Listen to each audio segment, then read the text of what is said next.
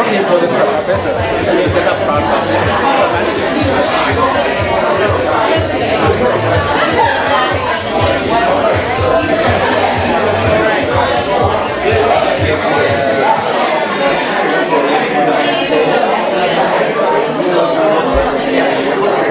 Just many of my clients for the opportunity to open this market for years. Just develop a swap.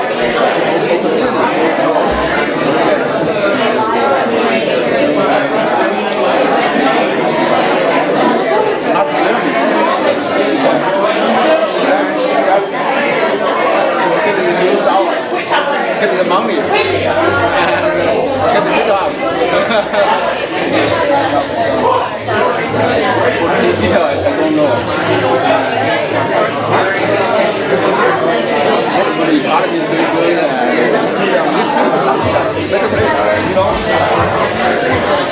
I think we get some portion around the state.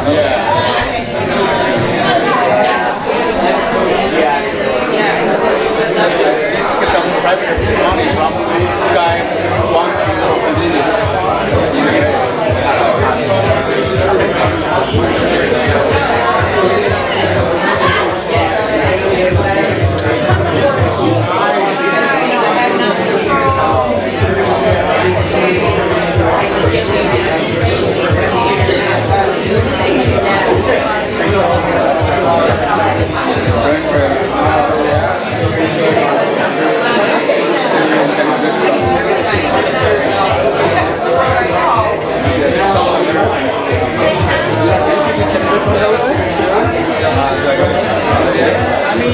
I live over here, so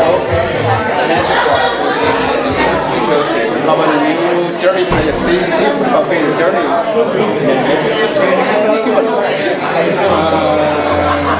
Maybe I will eat some more.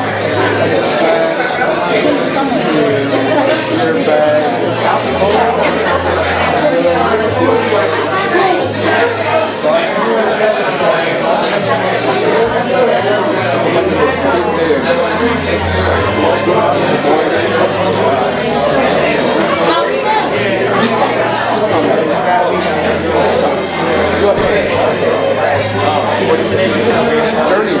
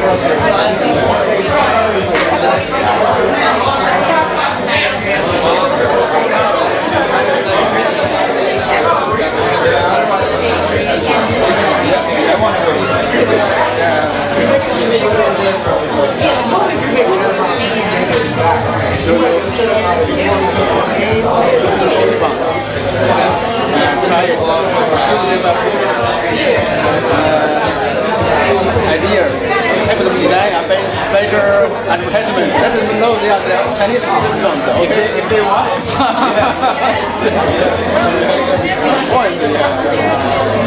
kind of weird.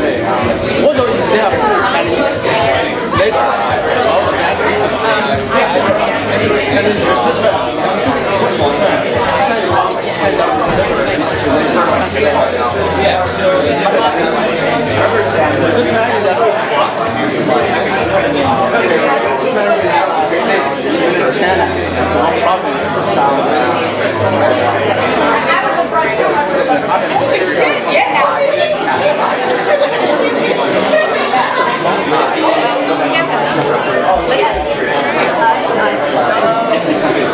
I'm ready.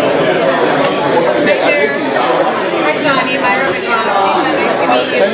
Hi, Jonny. From that place. I don't know. My room.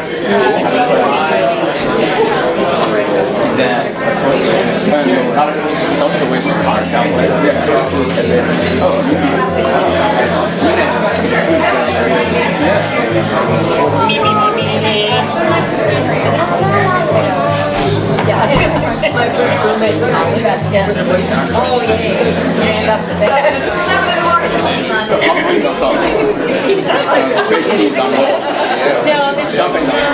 And she was the boyfriend. Right. Himalaya Mountain. Oh, Himalaya Mountain. It worked out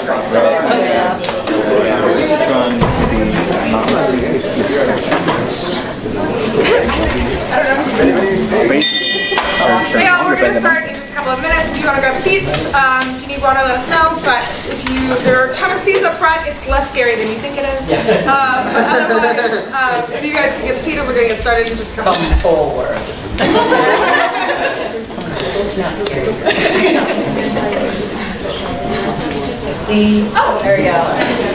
Vigorous volunteers. Yeah. How to keep the voraciousness of this panel. Okay, thank you so much. Yay. Well, wow, since you guys are all quiet. So, hi, my name's Claudia. I run operations here at 100State. 100State is the space that you're in right now. We're a co-working. Thank you. Thank you. So we're a co-working space, which means we're a big shared office for nonprofits, startups, freelancers, remote workers, solo entrepreneurs, really anything under the sun. If you can work from your computer, you can work out of this space. We do a lot of community events. We do a lot of entrepreneurial events, but we also do a lot of like social stuff like this. For this event, we've been partnered with the city for the day to discuss the Madison Public Market. This is the end of our day, so I'm afraid you missed the food part, but we have more food things to come. Thank you all so much for coming, and I'll let Lindsay take it from here. Hello, I'm going to stand because I'm short. So I am Lindsay Christians. I am the food writer for the Capital Times. I'm going to be your moderator today. So I'm going to introduce our wonderful panel here. Everybody, thank you so much for coming out, first of all. I really appreciate it. I'm really excited to sort of talk about food entrepreneurship today and hear lots of different perspectives that we have here. So I'm going to go in order from me to Jonny. So here on my right is Altschul. He's the chef and owner of Grampa's Pizzeria over on Lily Street. Also Gibbs Cocktail Bar and Porter, which is a new cafe in the old Milwaukee Road Depot on West Washington Avenue, so like right that way. He's also working on opening a restaurant called Bandit as part of a larger plan to create a thriving public market in the former train station there. He's a member of the Madison Area Chefs Network and will be representing Bandit at Yum Yum Fest 2017 on August 6th. Next to Gil is Andrea. Andrea Hughes is the South Central Project Director for the Wisconsin Women's Business Initiative Corporation. Did I get that right? All right, you got that right. WWBIC, I think. Yeah, WWBIC. Yeah, for sure. Andrea is involved with the MarketReady program, which is a city-sponsored training and grant program for potential market entrepreneurs. MarketReady is being run by a team that also includes feed kitchens on the north side. Next to Andrea is Liz. Hi, Liz. Liz Henry is the brand ambassador and co-owner of J. Henry & Sons Bourbon in Dane, Wisconsin, which released its first awesome bourbon in spring 2015. It's delicious. Liz is also a founding member of Spirited Women, which aims to progress the craft spirits and cocktail industries through education, social gatherings, and charitable events. And I hear they're going to be on the pontoon porch on Monday, which sounds amazing. So I kind of want to know that. Next to Liz is Myra. Myra Madrano is president of the newly formed Public Market Foundation, a member of the city's Public Market Development Committee, and president of the Latino Chamber of Commerce. In her day job, Myra works as a bilingual business and community service manager for Madison Gas and Electric, working with local and national businesses to help them become more energy efficient and sustainable. So, thanks again. And then finally on the end, Jonny Hunter is a co-founder of the Underground Food Collective, which includes Forequarter, Underground Butcher, Underground Meats, and Underground and Allen Street. Is that? Yeah. It's the new Underground, not really a pop-up anymore on Allen. Jonny's a co-founder of FoodWorks, which is a new job training program for cooks, which recently completed a pilot program at Feed Kitchens, but is going to potentially have a new home down the road, I think. He's also a co-organizer of Makeshift Festival, which is a new event benefiting Madison Park set for August 20th in Gilbert Park. So that's our panel. What I'm going to do first is I'm just going to ask a few questions to some of you on the panel. You hopefully all seen them already, so you kind of have a sense of what they are. And then we'll open up for questions at the end, maybe 10, 15 minutes of questions. That sounds good. So, just to get started, I've got a question for kind of our three here, so Liz, Jonny, and Gil. I'd love for you to just talk a little bit about how you got started in the business that you're in. So whether it be bourbon or chocolating or whatever you want. Just to talk a little bit about how you got started and what in your background best prepared you for the work that you do now. So, whoever wants to start? I'm happily going to begin. Cut me off at any time, okay? I got started primarily because of my husband. I worked at the university. I've worked in a variety of food-related businesses, but I have a degree in animal science and an MBA. So I wasn't really preparing to make bourbon, but my husband was. And so about 10 years ago, he said, yeah, I think we could make bourbon. We're farmers, and we continue to farm. And he thought it would be a good idea. It's value-added agriculture, and it's a really unique perspective. And it has given us a really nice entry because when we first started selling bourbon, all of the people in the agricultural communities that we knew were very supportive and really kind to us, like, you know, yeah, we know that's agriculture and it's a form of agricultural production, but none of us has dove into it. So they were all really supportive and really nice, and it was a nice way to slide into this. The best preparation wasn't getting an MBA. I know that seems silly and it's really important. Probably my husband is the one who does a lot of the business decision making, but my side is more the marketing and you know, trying to promote the product and the brand. And my best preparation for that was in a unique position. I worked for the State Department of Agriculture, Trade and Consumer Protection. 30 years ago, I was Alice in Dairyland.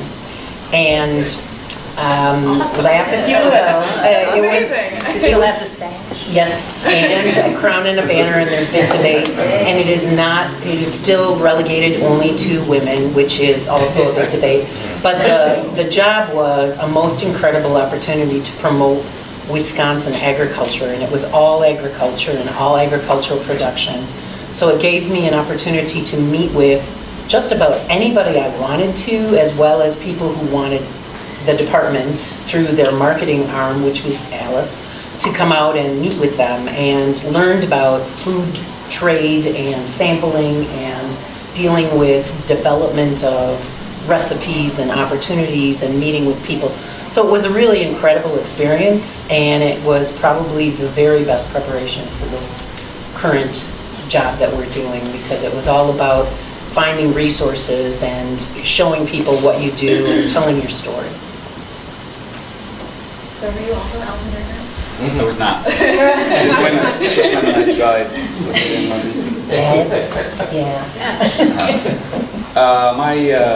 I kind of grew up around restaurants. My ex-stepmother, Jean Capito, she's kind of, well, she's been around restaurants in the city for a while.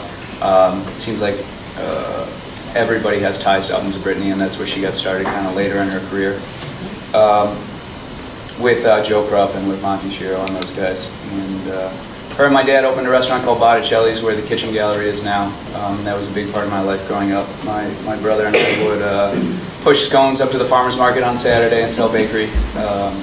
And I don't know that I was consciously aware of the impact it was having on me, but I've definitely, the seed was planted that just I like being in restaurants. I like the energy around it, kind of like everything that goes along with it.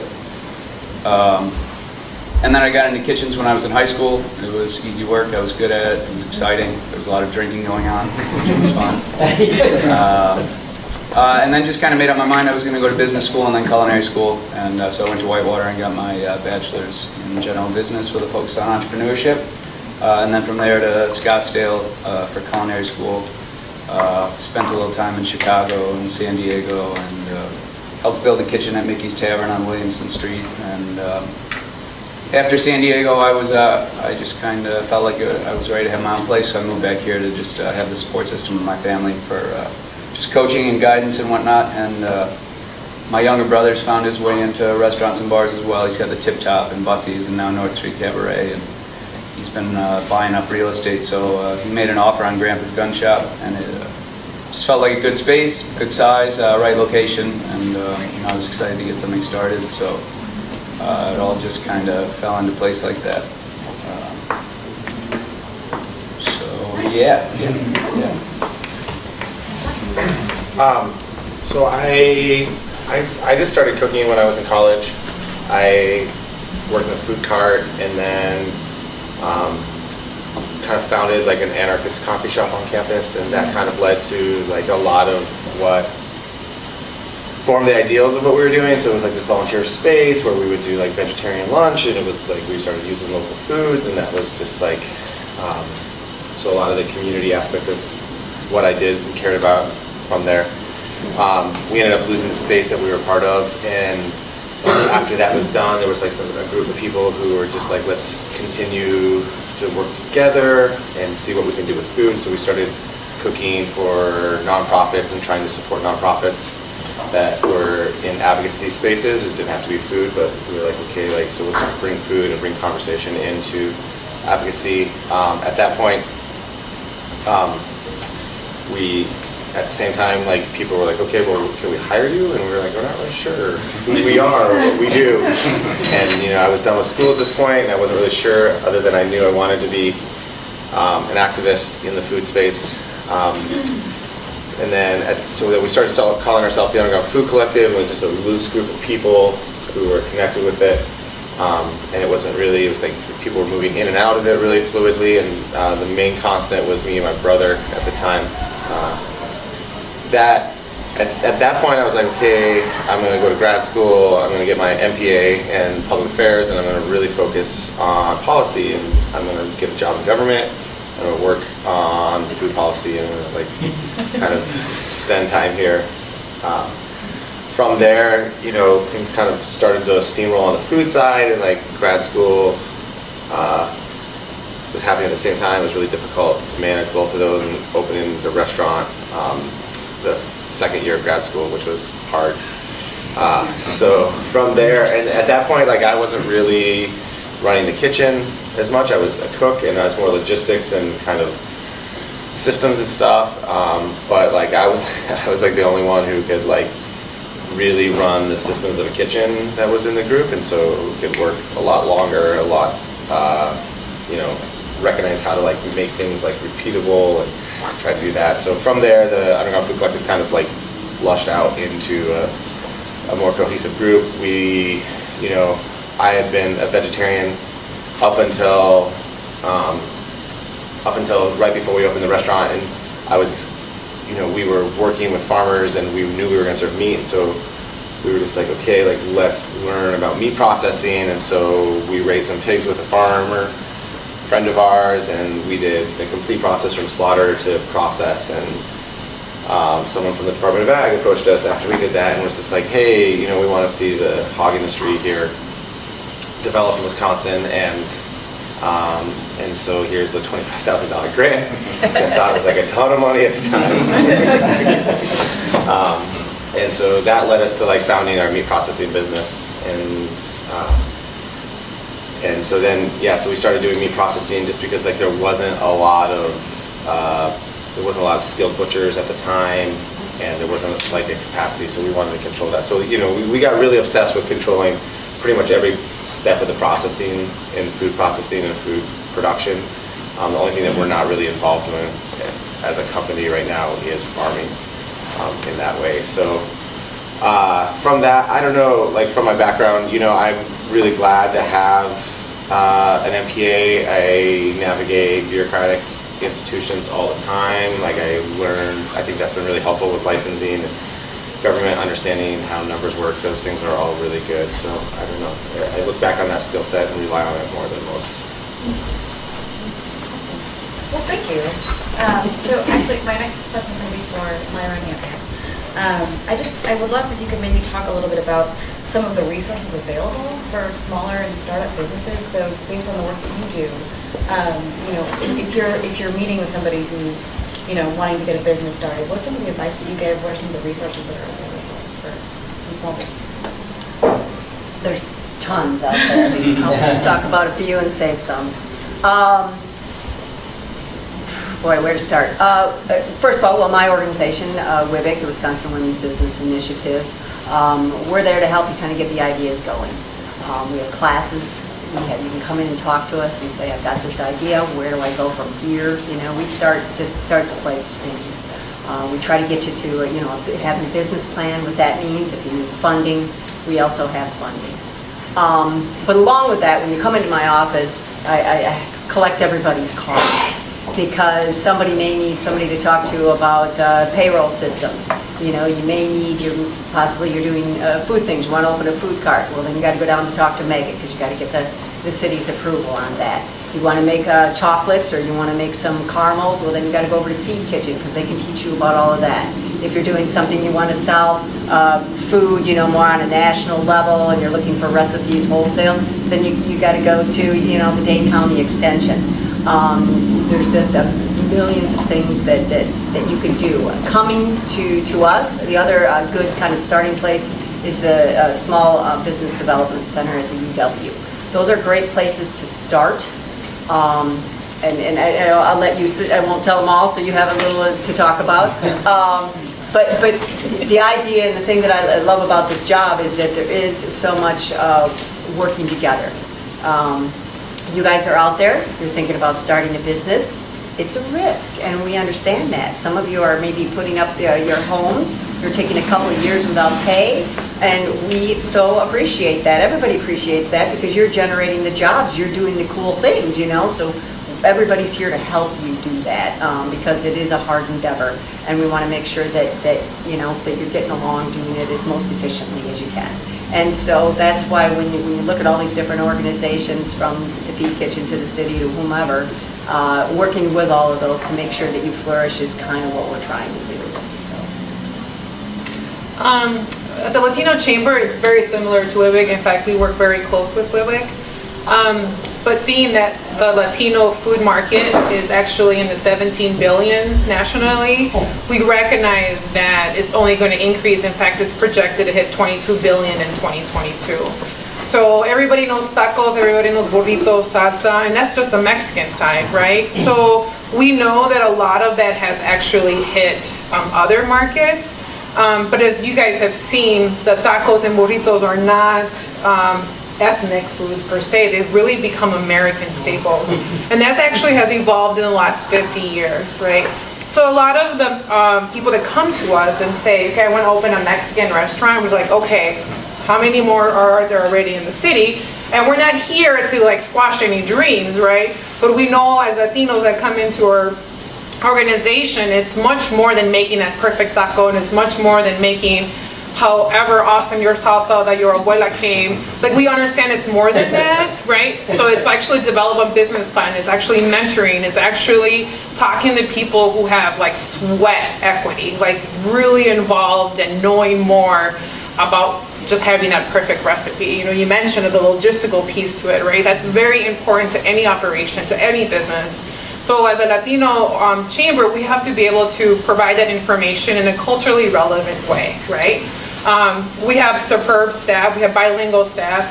Our board is made up from people from Venezuela, Colombia, Puerto Ricans, Mexicans, I'm Mexican American. So all of that has a cultural nuance we have to be able to provide that so it makes sense, right? So there's all this jargon. So mentorship is a big component of just, you know, business plan, right? It's more than just referring somebody to go here to get a loan, to go here to get that expertise. It really is about providing that information that it makes sense, because we know it's a $1 billion industry, and we know that in Wisconsin, the food and beverage industry is pretty high, right? We are the dairy state. And we know that Latinos make up a lot of that workforce, but also are going to be the drivers of entrepreneurship. So we have to be able to stay on top of trends, but we also have to ensure that whatever licensings and permits, that also is really relevant to the Latinos that come into our office. Yeah. So this is a question for pretty much everyone. I am just curious, when I think about Madison as a food town, right? We feel big kind of in comparison to some of the other towns in Wisconsin, right? My sister-in-law has a cheese shop in Wausau. It's a different process from her, right? She was the first cheese shop in Wausau.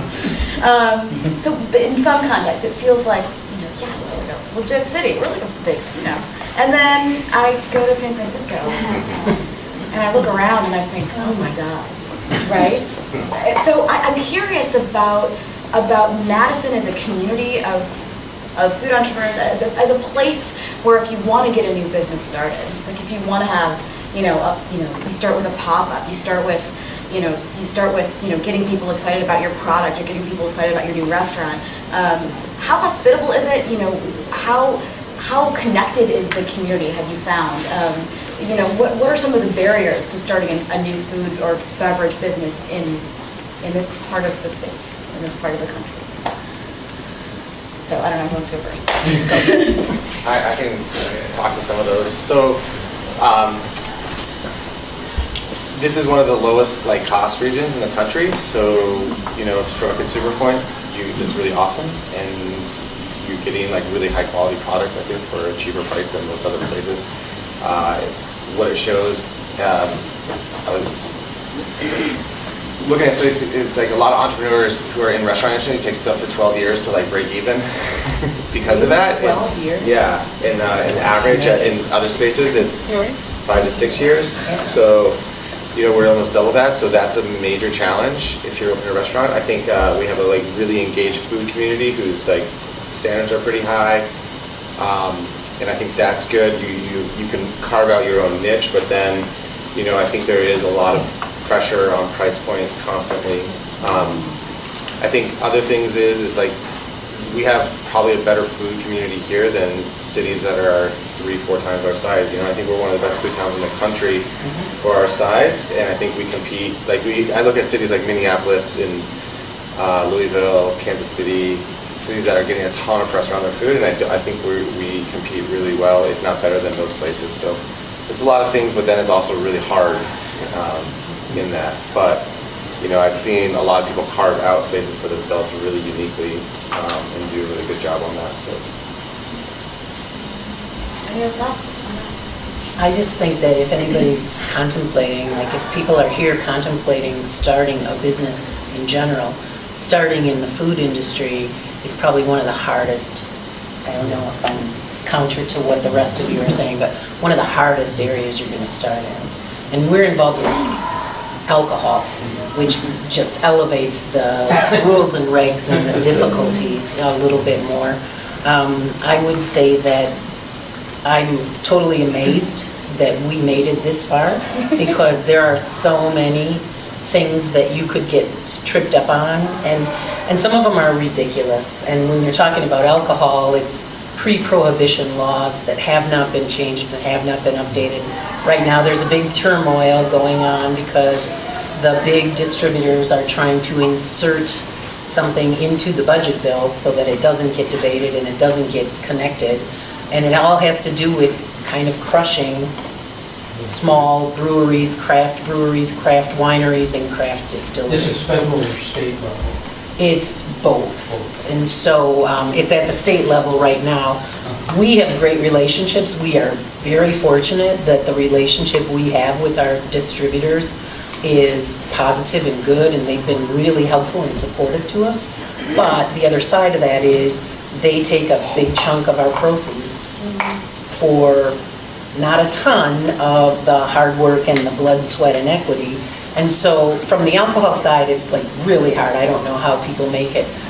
What I have learned in our 2 years out in the market is that I have newly found enormous respect for people in the food and restaurant business. And you are absolutely right. I just went to Louisville, and they're a big foodie city because their whole city and state is thoroughly engaged in bringing people to Louisville to experience the Bourbon Trail, you know? I mean, and it's huge. It's like so much income to so many people, not just the bourbon distilleries, but the restaurants and the hotels and all the other businesses. And so they've got extra special help from both their city, their state, all of their legislators. Everybody is working hard to bring people there and to support all those industries. But I don't know how anybody does it in the food industry. I mean, I always tell the little snippet of just managing food waste, which is sort of a logistical thing. I don't do it well. I don't do it well in my own house. You know, when you think about things that you just throw away because you didn't use them properly or you didn't turn them frequently enough, and you all are doing that on a regular basis. So opening a restaurant is a daunting task, and I hope I'm not kind of raining on anybody's parade, but it's probably one of the most magical things when you can pull all of those bits together, both from the business side, from the food side, from the employee side, from the, you want to do things like your community meals and such too. It's just, it's an incredible thing, and it takes lots of talented people. Yeah, I mean, I'll echo what Jonny said in that we do have a really engaged food community here, which is great. I mean, people recognize quality and appreciate that and reward you for your hard work. I mean, we're never going to be San Francisco, we're never going to be Chicago, but those cities are what they are for a reason, you know, and we're here for a reason. But for the size of the city we have, yeah, I feel like it's a really educated market. It's an engaged market. You know, I mean, there are events all the time, but people come to them. You know, you guys come out to them. I was just in Savannah, kind of checking out the city with my partner, and some of the best food we had there was at this place called the Florence, and I got back to town, and 2 days later they announced they were closing. The guy's a James Beard Award winner. He's like a chops judge, Hugh Atchison. He's got a few other restaurants, but he was maybe just a little too early. He was in an area that wasn't quite developed, and the market isn't quite developed. It's a lot of tourism, and the locals don't seem to care that much yet. Sean Brock is going to open a Husk there, which is, you know, a big deal if you follow food at all. He's a big deal. But I asked locals, I'm like, so where's the Husk going? They're like, what? Where's what going? Who's Sean Brock? Like, nobody really took an interest in it. There were a few like down home, like Southern cooking places that, you know, had 2-hour lines, but outside of that, it was kind of everything else was just pretty mediocre because people just didn't care. They weren't engaged. I think, you know, the environment here, I think it's good to give it a try. I spent the past couple of days at the Food Finance Institute, and if you're not familiar with that, you want to get familiar with it, the Food Finance Institute. It's a woman named Tara Johnson. She created Tara's Way.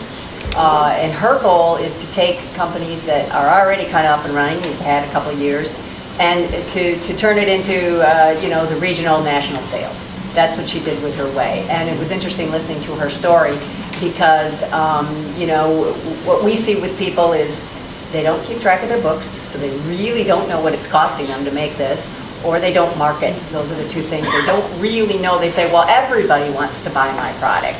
Well, not everybody can buy your product. You've got to somehow, you know, find your niche, right? So she thought, all right, I'm going to do this way, and I'm going to try to get into Whole Foods. So that's where I'm going to go. I'm going to go through the Whole Food system nationwide. So she went on down that path, and then she had done some research and found out that 45% of the people that buy this kind of whey that she was selling live in California. So she's like, why am I bothering with Florida or, you know, New York or whatever? I'm going to put all my concentration into California. So you have to know where your market is. You have to know who's here.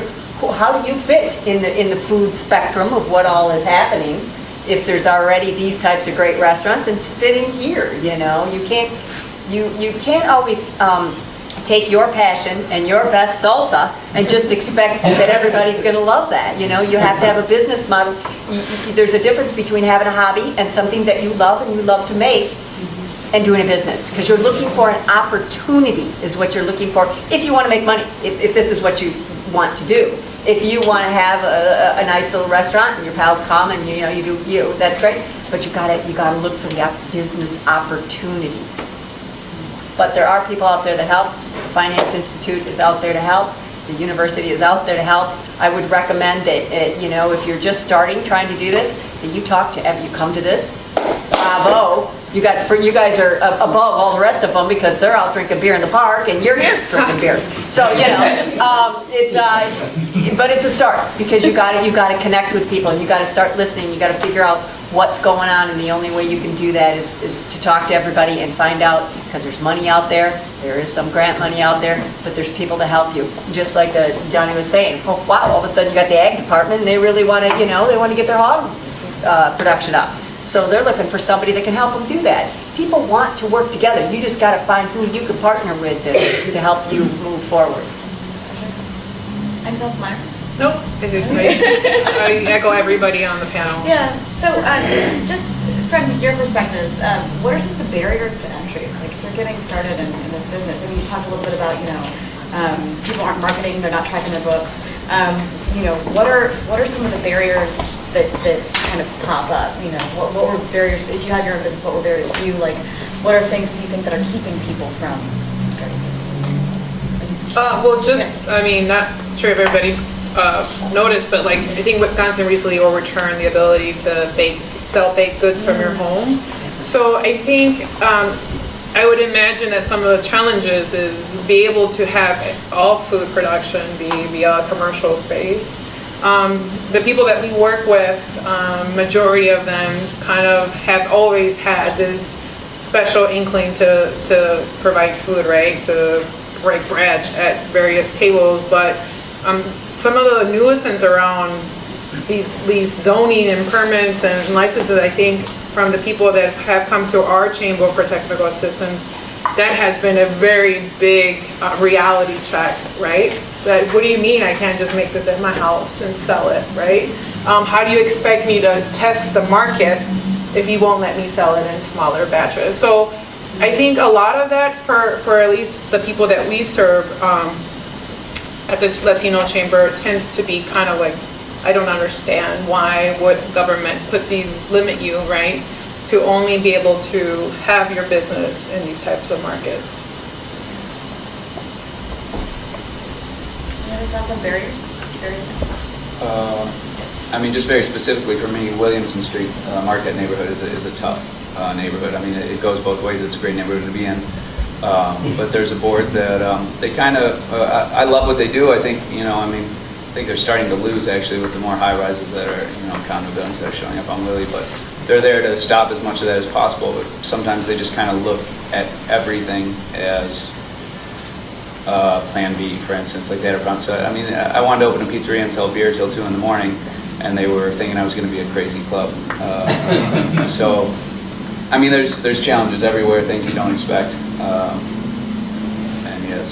was turning a gun shop into a pizzeria, and they were challenging me every step of the way. There were challenges with that front porch too, it gives, right, at first? Oh yeah, I tried several times to get a patio at back and between and the sides. I worked with architects and talked about noise abatement and all these different things. And after a year, finally settled for 10 seats on the front porch of Gibbs till 10 p.m. Yeah, you wouldn't believe. Everybody that walks through the door in the summer, oh, you don't have outdoor seating? It's literally everybody. So we built a garden, which is great. We got a lot of stuff on our menu right out of the garden, so it's second best use. I found that some of the barriers is collateral. You come, you've got a great idea, and you go to the bank and you're like, okay, here it is. I'm going to make all this money. There's nobody else doing this in the marketplace. I've got a business plan. I need $100,000. And normally you need some sort of collateral, for that. And that's hard. One thing that's nice about what the city's doing, one of the things is this MarketReady program that the Northside Commerce and Feed are doing, where it's giving people, it's really great. It's giving people an opportunity to those that maybe don't have the training, maybe don't have the collateral, an opportunity to go through this program. You come, you apply, there's only a certain amount of people that can apply for that, you know, everything is limited. But I think the city does try to put these things in place to help people along. There are some other grants, they're doing some technology grants with another group at Doyen, you know, the county occasionally has some grants out there, but you can't count on all those. And so that's what I mean, when you're doing your business plan, the first thing people are going to ask you, I know it's going to be a beautiful cafe and I know you have the best salsa, but show me how you're going to make the money. Show me where that is. And usually giving a loan. I've also found the statistics that women ask for half the amount the men ask for. You get in and you're undercapitalized because you're not going to make money the first few years. All of a sudden you think you're going to put a porch on the back and then you can't put a porch on the back. So planning for the financial aspect of it is tough, and people want to avoid that. They want to stay in the dream world. So the sooner you get to the numbers and start planning and figuring out your collateral and understanding where you're going, the sooner that barrier will be taken care of. It's not impossible, it just has to be dealt with. I think on top of that, it's just like the food safety side. It's like you want to start a business and you need to understand how your product fits into the kind of the food safety spectrum, and whether or not it's safe, which is a really important thing, or whether or not there's a bureaucratic process that you have to go through. And we've had to navigate both of those pretty heavily. So, try to figure that stuff out there. And there's not a ton of information. Opening a restaurant, obviously, those are pretty straightforward. But if you want to create a product, or you want to do something that's more singular, or you have an idea like to offshoot something, that's not as easy, and the state and the health department isn't going to help you there, because they're there to tell you whether or not you can do it.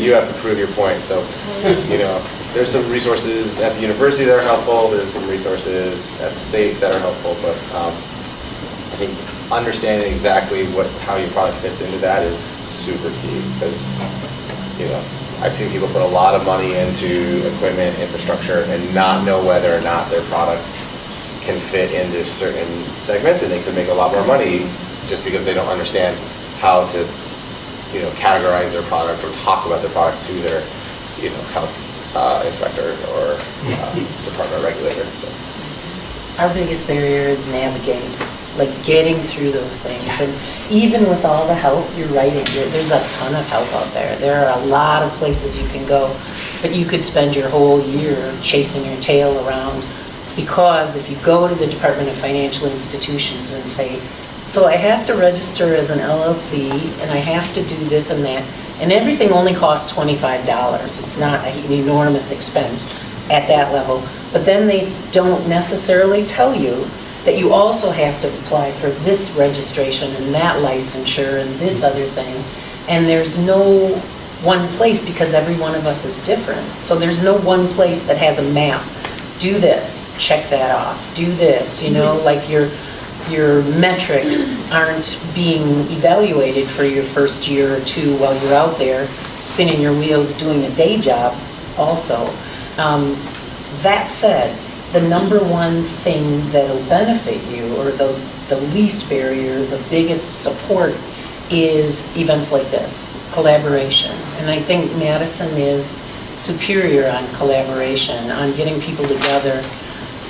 One of the benefits, or the nicest things that happen to us serving alcohol, is getting out there and meeting all the people in the bars and the restaurants and working with them.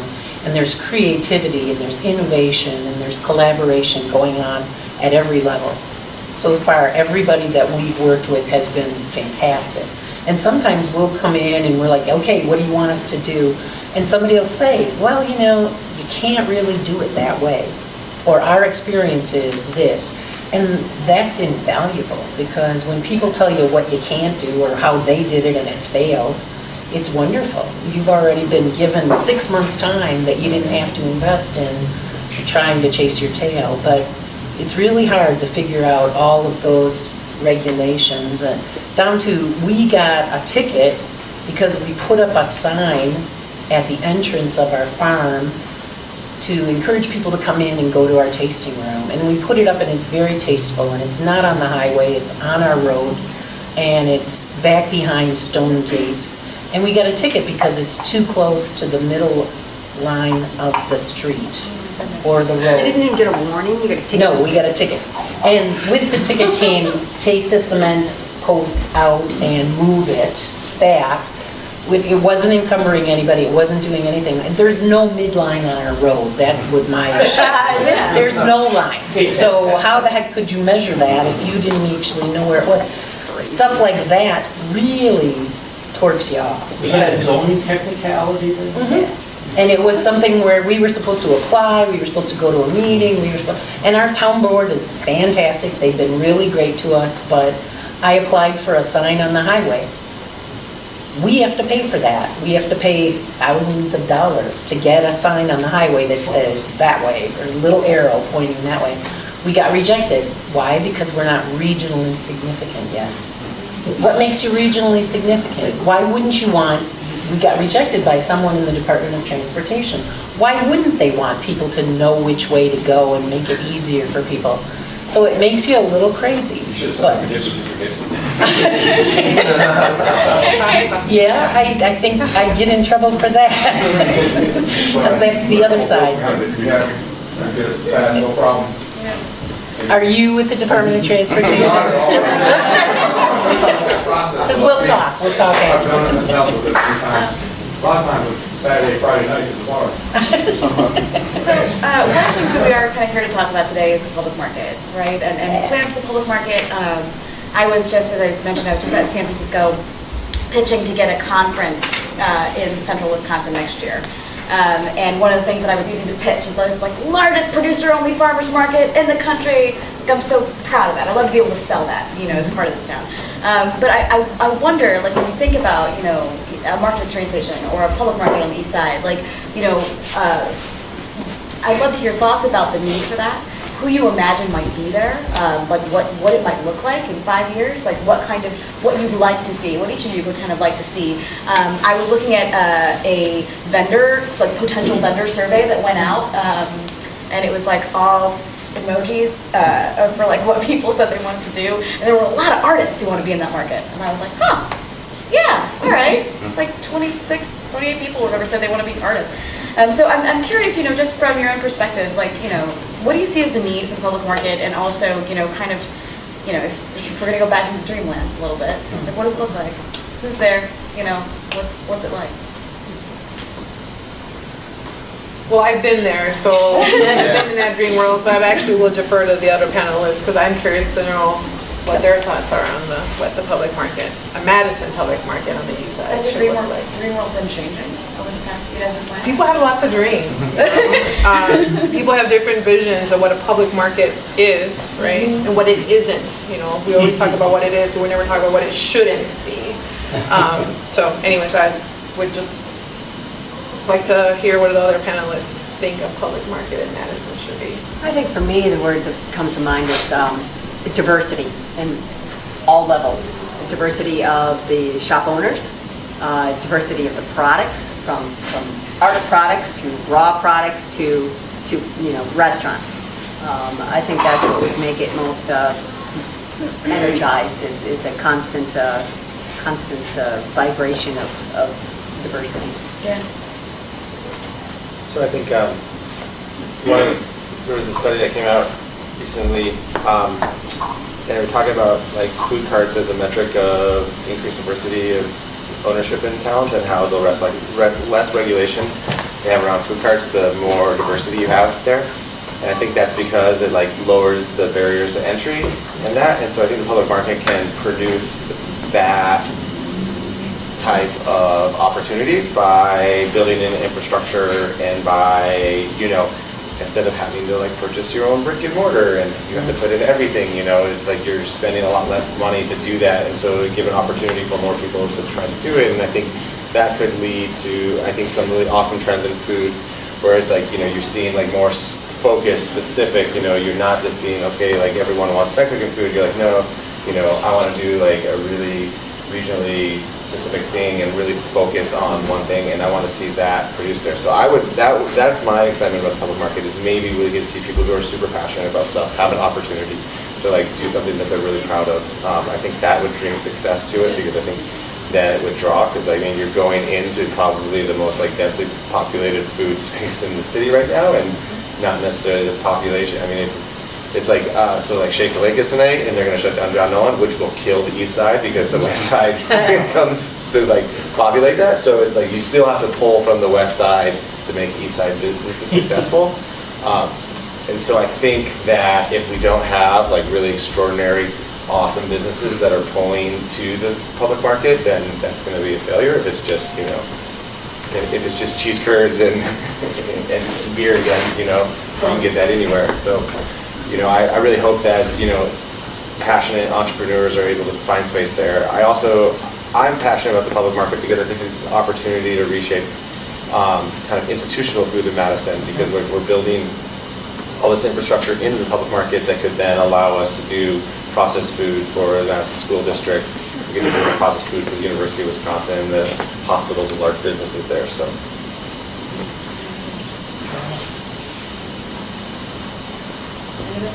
I think that's really an exciting concept, and I agree with you on the whole, let's bring as many different things as we can. But the other side of it is, that always makes me a little anxious about it, is the whole, we used to have a program at the department, it still exists, and it was loans for young farmers. So it's like you guys, somebody in the crowd says, yeah, you know, I think I like that idea, I want to become a farmer. And I was on the board that gave the loans for the quasi-governmental organization, you know, the money that was going out to young farmers. We became the conduit for people who just decided one day they wanted to be young farmers. And I'm going to equate that to, you decide you want to make a food product or you want to open a restaurant. And a lot of people would come to us, and they were very energetic and very zealous and very excited and had no clue. And it killed me to say no, but it was worse from my position on the board to say, sure, we're going to give you not $25,000, like $100,000. Now you owe us that back. It's a loan, and we expect that money back. And I know for a fact you're not going to be able to pay that loan back, because you're going to lose everything in this process. You don't have a proper business plan, as you said earlier. You don't have the experience, and you're not looking at maybe working with the people who have the experience or these resources that are available. So there has to be a balance, because the worst thing you can do is not support people without scaffolding, without the idea that they have collaborative or mentors or somebody else out there. And then the other thing is, back to what Jonny said, truly, food safety is a big dang deal. You know, we don't want anybody to get sick or die or worse. And when we're promoting locally sourced, beautiful, fresh, delicious things, the last thing we need for anybody is to have someone get ill, or to have, because it doesn't only affect you and your business, which can be devastating, it affects everybody. And suddenly, lettuce from California has E. coli in it.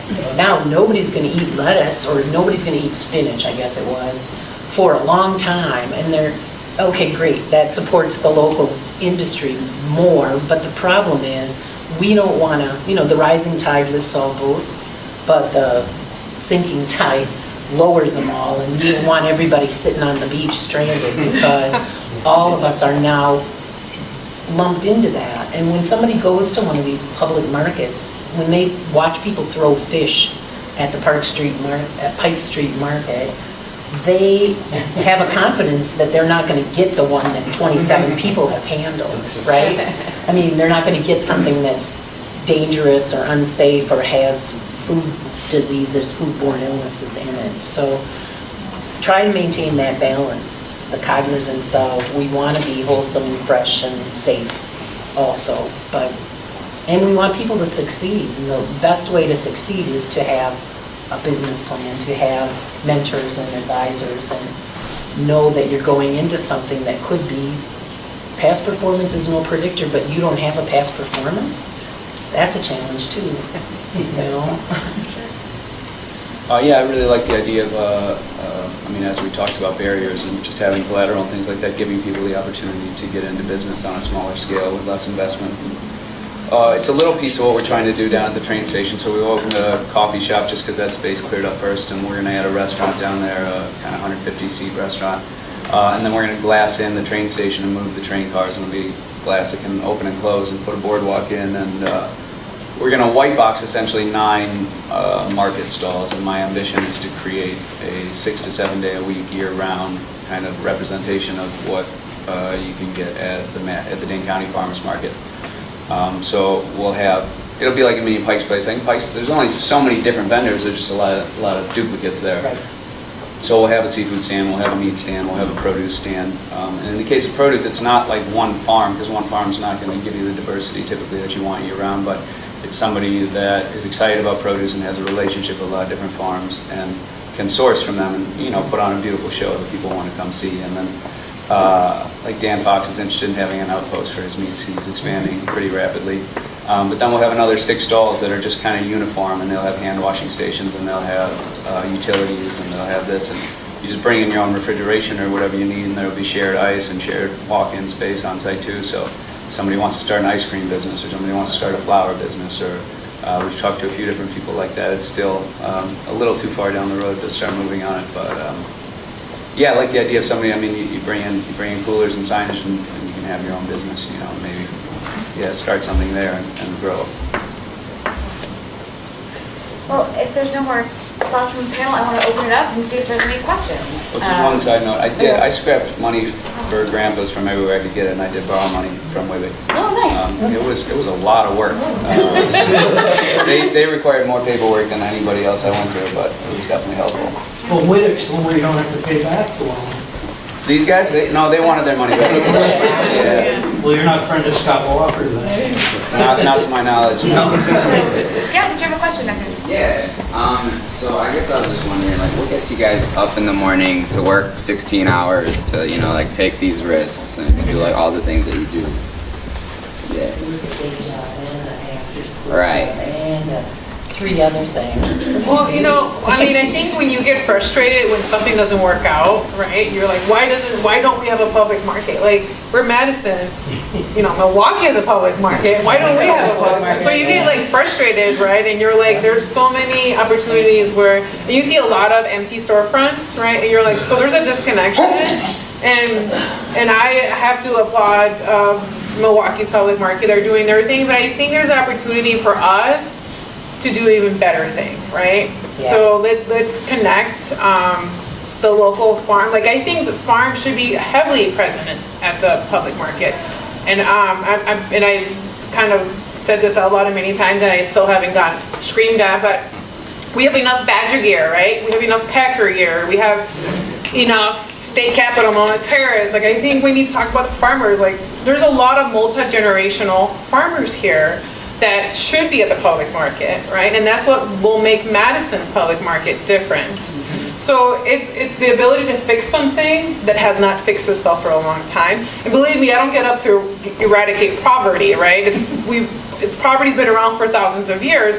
However, I think there's an opportunity for us to get people the opportunity to build their own business, right? And the public market is an avenue of that. And the public market needs to be flexible. It needs to be able to have a vendor not say, should I really jump off this business cliff, right? I have my day job, it's secure, you know, but I don't like it, right? I'd rather do this. And I have all their resources, but sometimes it takes people to say, well, why don't you give it a shot at the public market, right? Have your little space and give it a shot, right? And I think for entrepreneurs, especially first-time entrepreneurs, I think that helps, right? And that is what motivates people to go to the public market, because you want people to say, if you're looking for that, go to the public market. If you're looking for cheese curds, hopefully you don't find it at the public market. Maybe, I don't know. But I think there's plenty of opportunity to find other stuff. We just want the public market to be very driven around this region. More questions? Yeah. So I just recently, a couple weeks ago, was talking to a young vegetable farmer in her 20s, and she's on a farm right now that her parents still farm as well. They farm conventional, she's organic, and I thought that was a really interesting kind of relationship she has in deciding to do that, and we talked a lot about soil health.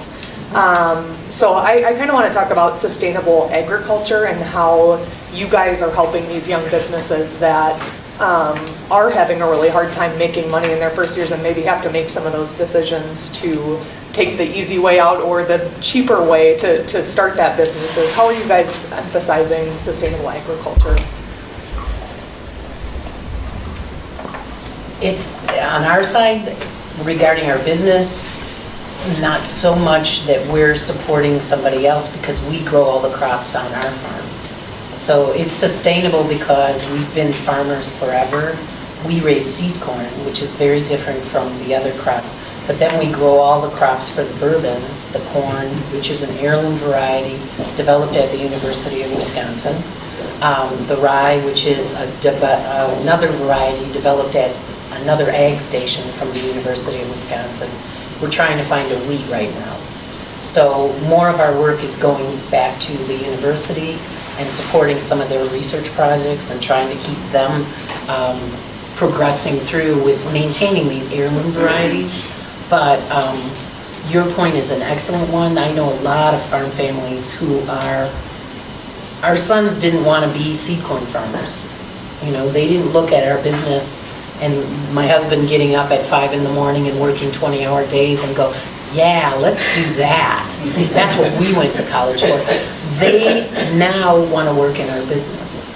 And that's because we have a business plan that is, you know, value-added agriculture, and it's a completely different thing. And one of them is more interested in the operations, the other is more interested in the marketing and the sales. So we're lucky there. They're not competing for the same roles. But in the farming community in general, there's been a lot of that transition where the kids are starting Sassy Cow as an organic, natural dairy, for example, or an on-farm cheese production.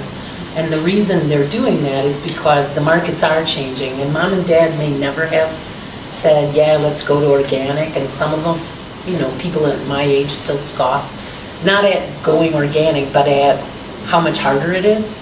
It's really hard to go organic, and it reduces your output considerably. So when the restaurants and the bars and the local businesses and the markets support the folks who are doing that, that's a huge thing, because the only way they will survive is by getting a fair price for the extra effort and resources that it takes to raise a crop that way. We raise this heirloom corn, it yields 65 bushels to the acre. All right, number 2 yellow corn, standard corn raised out there right now is more than 200 bushels to the acre. So we're taking that big a hit on productivity because we want to raise a beautiful heirloom old crop variety. And I hope that sort of answers your question. I think to that too, back again to the business plan. So you have all these different hurdles with that type of product, but you may have some specialty buyers. So she's got to look at, you know, where can she sell it, how much can she make, you know. Again, it's just back, you know, you won't be doing volume, you'll be doing smaller amounts, but if you can find the market for it, people are willing to pay for it, for those specialty things. I come from a farm family as well. My brother's real traditional. My nephew is doing a lot more organics, but they're working together. They need each other in order to support the organics. They need the other side. But they're finding niche markets. They sell some of their organic corn to Japan because they want the special corn for some special beer. And they've even asked Willie if they could use his face in their marketing, you know, the American farmer. So there are little niche markets out there, but it's harder, you know. But it's just another type of business. Yeah, I think that's really important because, like, at this point when you meet a new farmer or something, you know, it's like if they don't know where they're gonna sell, like it's pretty hard. It's like the CSA, you know, people are dropping out of the CSA market because there's less and less, you know, shares there. There's more competition. The market, I mean, if you talk to vendors at the market now, it's like going down, you know, and so it's like what's the end goal, you know? You know, it's like we buy, that's what we do, we buy sustainably raised products, you know? But if we start buying from one farmer, we're gonna stop buying from another. It's not like, you know, so we can start new businesses and we can grow there, but that's a long process. But, you know, if someone came to me and, you know, they've got a really great product that we can't get, or they are like, hey, guess what, we can like do broccoli for you all year.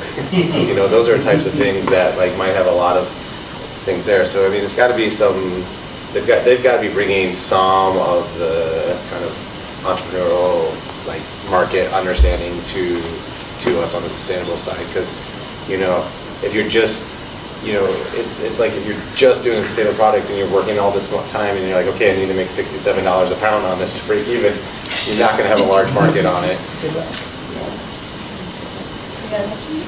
Yeah, well, first observation, I think part of the problem with the sign business is that DOT has this incredibly idiotic policy that if they receive so much as one citizen complaint about something that's been installed along a highway, it has to go. And that came to light in some prairie where somebody wanted to put up a memorial to a woman who was run over by a drunk driver, and apparently somebody complained about it, so it had to be taken down. So I think that might be part of your problem. Then also a question for the Latina. You mentioned Latina food. Most of the countries you mentioned are all either Caribbean or Mexico. And I guess most of the establishments in Madison are primarily Mexican in nature. But I mean, there's a whole variety. I mean, there's a lot more to Latin America. There's, of course, Argentinian food or Chilean or Peruvian. I'm just wondering, is anything being done to promote cuisine from those countries? I realize they're farther away. Well, I think the public market would be a great opportunity because they do exist, right? There are, they are in the city. People may not think about them because they'll automatically assume they're Mexican because they have a Latino name. But yeah, we have a Peruvian, we have a South American, Jekyll Bladel on East Wash. So there is opportunity to find other types of cuisines. But I think that people just have this assumption that if it's a Latino-owned restaurant, that it has to be Mexican. So I guess my thing to that is go to these grocery stores, right? These Latino-owned grocery stores and talk to them about where is their favorite, like, hotspot, right? Authenticity isn't about the people that are at the restaurant, it's actually who is the owner, right? So you talk to these grocery store owners, you talk to other restaurants, they'll tell you, yeah, if you want a really good empanada, this is how you should go to Estación Inca on University. so if you want ceviche, you know, so I think you just have to ask. And I know it's easier said than done, but literally that's all it is, just ask. Okay, as a follow-up, I'm interested in knowing what is your point of view on this new buzzword of cultural appropriation. I think it's kind of ridiculous. What's your point of view about that? Well, my point of view straight out is it exists, right? It's not something people have made up, it happens. Oh, yeah. It's there, right?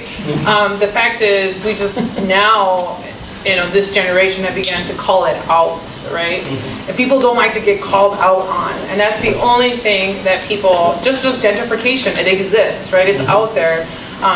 But we have called it out, and now it is actually spread, just like anything cultural appropriation. You're being called out, people don't like it. So, but that doesn't mean it doesn't exist. Good question, yeah. So Andrea, you made a really good point about, you know, not just thinking about the dream, but also thinking about putting things in such as a business plan, and I mean, especially marketing, which, you know, I think a lot of restaurants and food entrepreneurs don't do.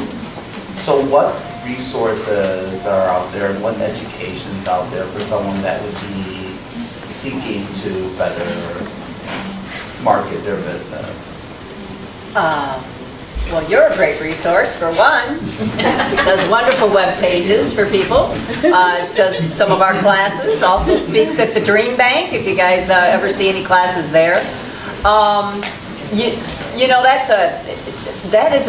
I think when you look in your business plan, again, what's so hard is that you're trying to do everything. You got to make the great food. You got to figure out how, you know, if you're making money on the food, and then you have to teach somebody how to make the food.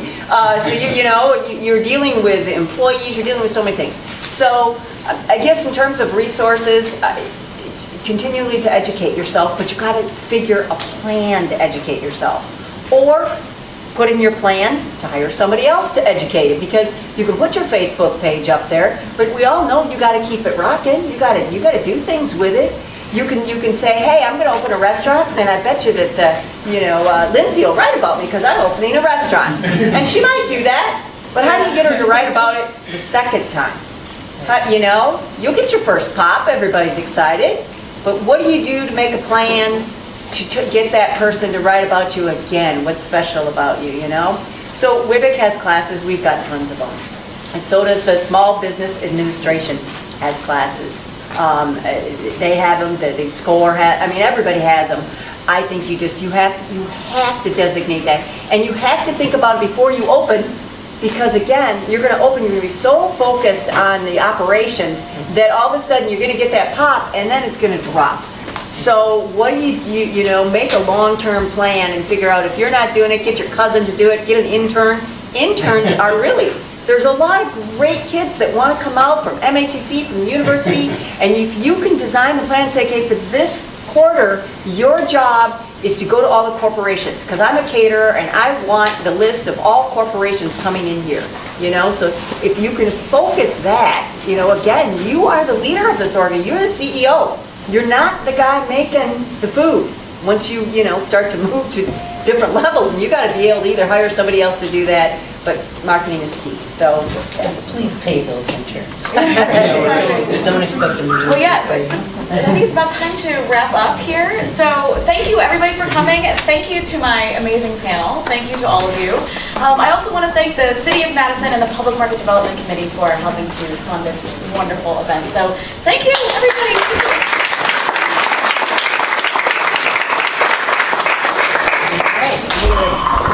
Before you get a parking ticket. So I'm just. I was about to ask how navigating this right now.